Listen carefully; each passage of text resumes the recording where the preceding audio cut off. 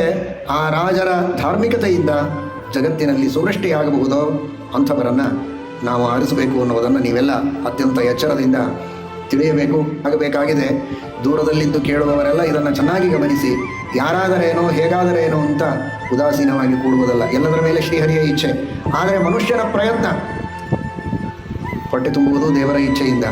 ದೇವರ ಇಚ್ಛೆ ಇದ್ದರೆ ತುಂಬುತ್ತೆ, ಇಲ್ಲದೇ ಇದ್ದರೆ ಇಲ್ಲ ಅಂತ ಹೀಗೇ ಕುಳಿತಲ್ಲಿಯೇ ಕೂಡ್ತೀರ. ಇನ್ನು 5 ನಿಮಿಷ ಉಪನ್ಯಾಸ ಜಾಸ್ತಿ ಮಾಡಿದರೆ ಕೈ ಮಾಡಿ ಹೋಗಿ ಬರ್ತೀರ. ನಿಮ್ಮ ಬಾಡಿಗೆ ನೀವು ಉಪನ್ಯಾಸ ಮಾಡಿ, ನಮ್ಮ ಹೊಟ್ಟೆ ನಾವು ನೋಡಿಕೊಳ್ತೇವೆ ಅಂತ. ಅಲ್ಲಿ ಮಾತ್ರ ಪ್ರಯತ್ನ ಬೇಕು. ಆದರೆ ಇಡೀ ದೇಶದಲ್ಲಿ ಉತ್ತಮವಾದಂತಹ ರಾಜ್ಯ ಬೇಕು. ಸನಾತನ ಧರ್ಮದ ಸ್ಥಾಪನೆ ಆಗಬೇಕು. ಸನಾತನ ಧರ್ಮಕ್ಕೆ ಪೋಷಣೆಯನ್ನು ನೀಡುವಂತಹ ರಾಜರನ್ನು ತಂದರೆ ಇಡೀ ಜಗತ್ತಿನಲ್ಲಿ ಧರ್ಮ ಉಳಿಯುತ್ತೆ, ಅದರಿಂದ ಸುಭಿಕ್ಷೆ ಆಗುತ್ತೆ, ಎಲ್ಲರಿಗೂ ಕ್ಷೇಮವಾಗುತ್ತೆ ಎನ್ನುವ ದೃಷ್ಟಿಯಲ್ಲಿ ನಮ್ಮ ಒಂದು ಸಣ್ಣ ಪ್ರಯತ್ನ ಇಲ್ಲ ಅಂದರೆ, ತನಗೇನೋ ಬೇಕಾದಂತಹ ವಸ್ತು ಸಿಗಲಿಲ್ಲ ಅಂದರೆ 1 ಬಿಟ್ಟು 100 ಅಂಗಡಿಗೆ ತಿರುಗಾಡ್ತಾನೆ. ಒಂದು ಶರ್ಟ್ ಬೇಕು, ಪ್ಯಾಂಟ್ ಬೇಕು, ಹಣ್ಣು ಬೇಕು, ಹಂಪಲು ಬೇಕು ಅಂದರೆ. ಆದರೆ ಇಡೀ ದೇಶದ ಭವಿಷ್ಯಕ್ಕಾಗಿ ಒಂದು 2 ಹೆಜ್ಜೆ ನಡೆದು ತಾನು ಯೋಗ್ಯರಾದಂತಹ ಧಾರ್ಮಿಕರಾದ ಪ್ರಾಮಾಣಿಕರಾದ ರಾಜರನ್ನು ಆರಿಸುವುದಕ್ಕೆ ತನ್ನ ಪ್ರಯತ್ನ ಮಾಡುವುದಿಲ್ಲ ಅಂತನ್ನುವುದು ತಪ್ಪು.